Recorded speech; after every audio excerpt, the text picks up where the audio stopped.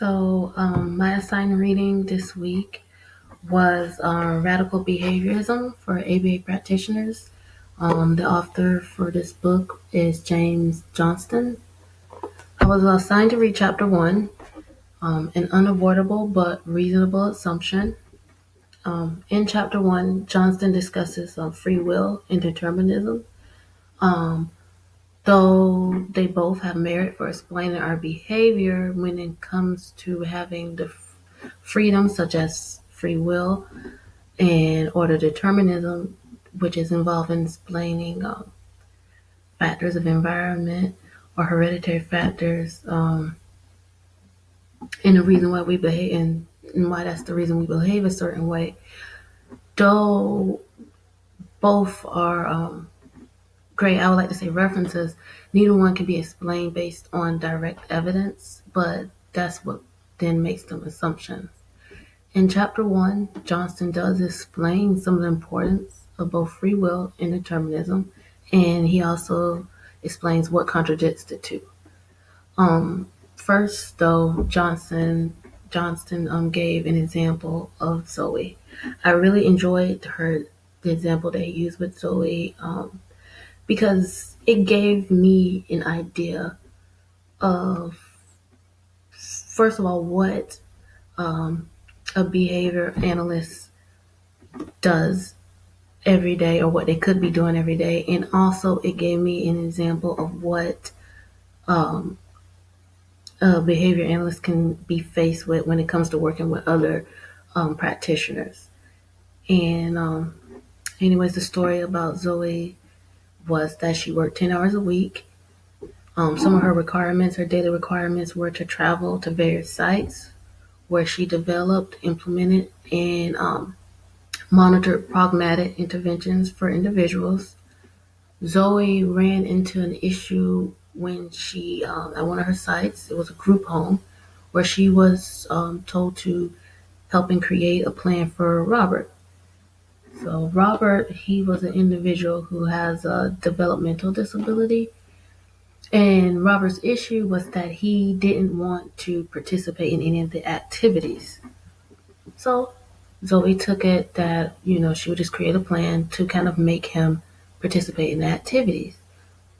But where she ran into a problem is the other professionals didn't feel that Robert should be forced to participate in the activities.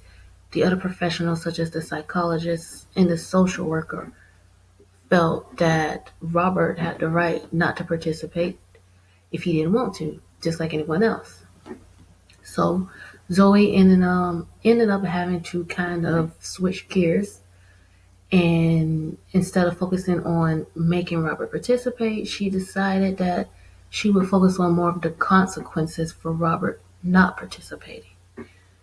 So the rest of the book, Zoe is used somewhat as a center example in Johnston chapter one, and Johnston further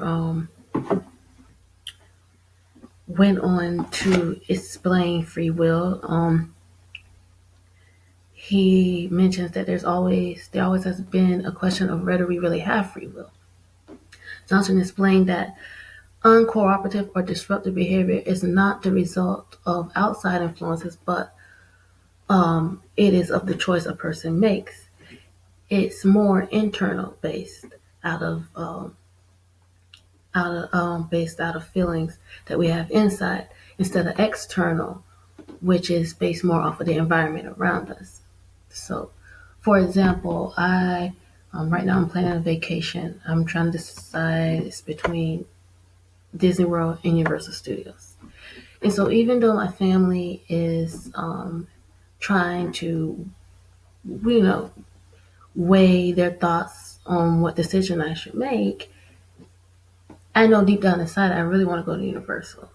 Um, so, despite the influence that my family is trying to put on my decision, I still think I'm going to choose Universal. I'm not really in the mood to go to Disney World. And so my family would be considered the external influences. and how I feel internally, well, that's what's going to probably make the decision of where I go. Um, Chapter 1 also explains whether it goes deeper into whether we really have free choice. The idea of free will comes from the thought that free will is determined by physical variables. So we can say the decision for me to stay out with my friends until 2 o'clock in the morning, despite having to go to work the next day, well, that's my choice. So no matter the consequence that I face, if that means being tired the next day at work, that was my choice that I made. Um, but when discussing determinism on page 5, the reason Johnston feels determinism isn't favored compared to free choice and free will is because determinism gives the perception that we have less control. So, um, free will in your mind, you're saying, yes, I have choices, I can do what I want. Determinism, not so much. It involves more of, you know, because of environmental influences, hereditary factors, etc. Those influences are really, you can't think that the choices you make, the hereditary influences, don't have some kind of influence on it.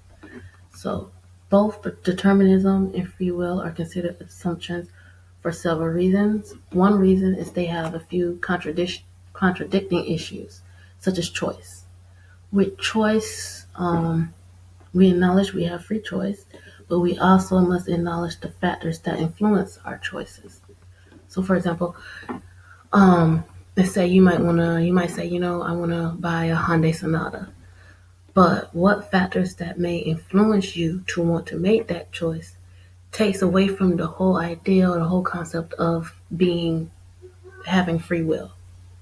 So you may want to buy a Hyundai Sonata because you had one in the past and the car before that one, it was really bad. Well, that might truly be a reason why you want to use a Hyundai Sonata. It's something you're familiar with.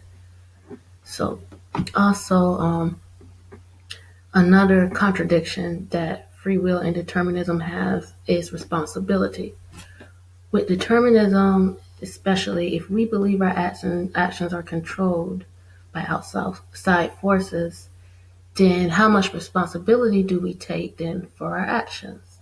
So there are also non-physical causations, as Johnston brings out on page 9. With that, such as non-physical factors, how much influence do they have on physical events? So that also is a reason why both free will and determinism have contradictions. I personally believe in a little bit of both. For example, with determinism, a person may have a family history of diabetes, and then their doctor may say, well, they'll come in and be like, look, you have a family history of diabetes, so, you're just pretty much going to inherit diabetes. But the same doctor can come in there and say, you know what, you have a family history of diabetes, but there's hope for you. You don't have it yet, and maybe you can exercise, eat healthy, cut out smoking, and you possibly may not develop diabetes. So with one part of that example, when a doctor came in and didn't give a person a choice, it seemed as though they had no free will, no control. But just by the doctor giving options, and then depending on what that person decides um, about actually taking action on preventing diabetes, they may not get diabetes. So all that goes to show why both of these, free will and determinism, are assumptions. And it goes to show that they both do have merit. We can use them in the practice, but you know, it all depends on the situation. And looking back at Zoe's situation as a practitioner, she needs to take the time to understand the situation more with Robert, and as Johnston suggested, focus on considering um, Robert's choice of behavior and not just how bad he's behaving. This chapter was very insightful to me because I was looking at the situation similar to Zoe in the beginning, where she wanted to focus on the negative behavior and how to help Robert and satisfy the other practitioners. But as Johnston brought out in the chapter, we need to find out what we can take away from free will and determinism and use it with our individual clients and our patients, and take a step back before we come to a final conclusion on how to deal with our patients. And, one question that I feel like we could take away from this is, how we can implement this every client and patient that we run into. You know, that is what we can consider.